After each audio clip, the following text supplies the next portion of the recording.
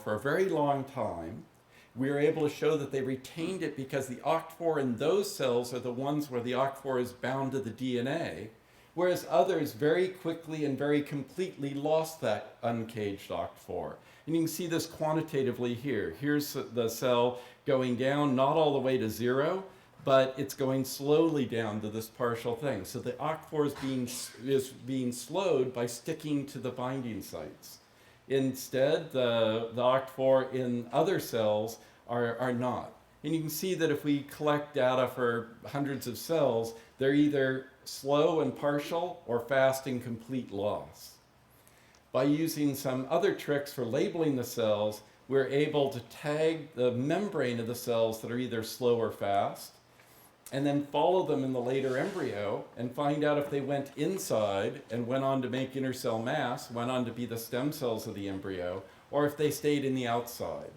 And when we worked out the numbers on this, it's 80% or so, 70% or so of the slow ones end up being the ones that are inside. This has opened up an entirely new area for us to work on, because when this cell divides and was slow, the inside cell stays slow, that is the OCT4 stays engaged. The daughter cell that goes to the outside suddenly now becomes fast. So we're able to eavesdrop on a molecular mechanism amongst what we thought were identical cells and see that the cells are modulating the ability of a key transcription factor to bind to the sites in the DNA that program which of the cells become the stem cell. So it's not expression level, it's this mobility. And we've been following this through in a number of different settings, and now we're using it to go upstream and downstream. So what we need, as I was mentioning earlier, is something to go beyond expression level and beyond structure. We need techniques that let us ask these molecular questions, and we're now ready to deploy all of these in questions of regenerative medicine and of cell reprogramming to understand how to optimize the cell interactions so the right molecular dialogue takes place. I think I'll stop there and just thank the people that made this work I talked about possible. Some of the early work, as I mentioned, on the microscope and some of the transgenesis in avian species was done by Rusty and one of his good colleagues. Sean and Lei made up some of the transgenic fish that you saw going along, and then it was Lockie and Nico that did the one molecular technique. Lei was involved in the in situ hybridization as well as the FCS work, and we owe a lot to both the funding agencies and our collaborators at Caltech and at Hauser Institute, where Andres is, for making this all possible. And for those of you that are interested in any of the animal or molecular resources, those are the websites where all the details are held. And so thank you for your attention.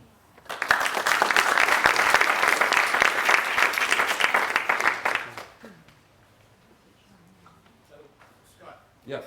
how do you see this working out in humans? Because I mean, one of the things eventually we want to use these technologies to drive paradigm shifts in human therapy. I wonder if you have any thoughts about that. And just to be a bit directive, I mean, maybe you could talk a little bit about the stem cells and matrix question that we sort of spent some time on.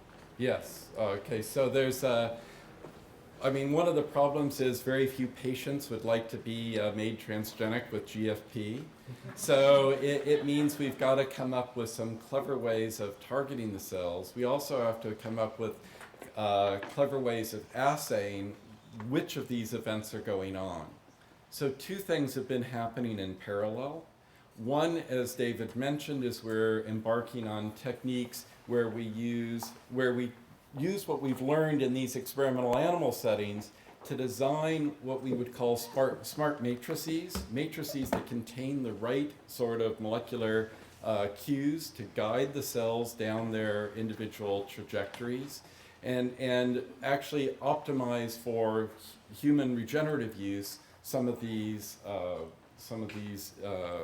sort of developmental steps that we've seen. And so by being able to ask these different level questions, we can see how to optimize that. The other thing that we're trying to do, and have had some fairly good luck on, is worked on looking for intrinsic signals that we can use to get this same sort of understanding. So it turns out that the way that light is scattered off of the cells, many of the other sort of features that you normally would just view as background noise in a human cell, informed by the molecular thing we're getting here, we can use what we thought was noise as surrogate signal. And so it's allowing us to start looking into tumor biopsies and human stem cells and ask questions, not with GFP, but with something that's a close surrogate for the GFP, so we can ask without having to introduce viruses or transgenes or anything else.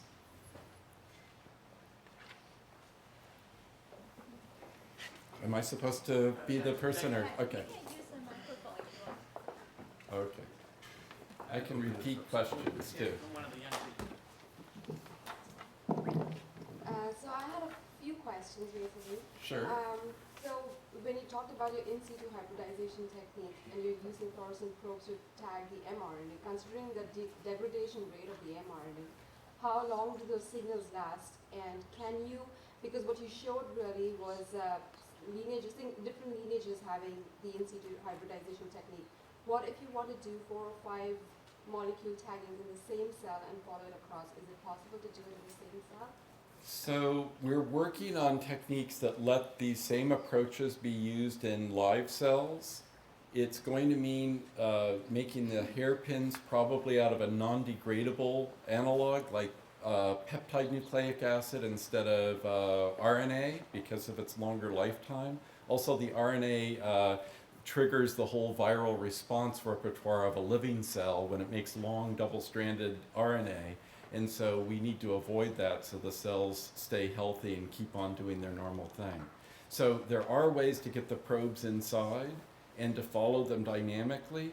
And we've made hairpins that when they're still hairpins are dark because we put a dye and a quencher next to one another. So then when they open up, they become bright.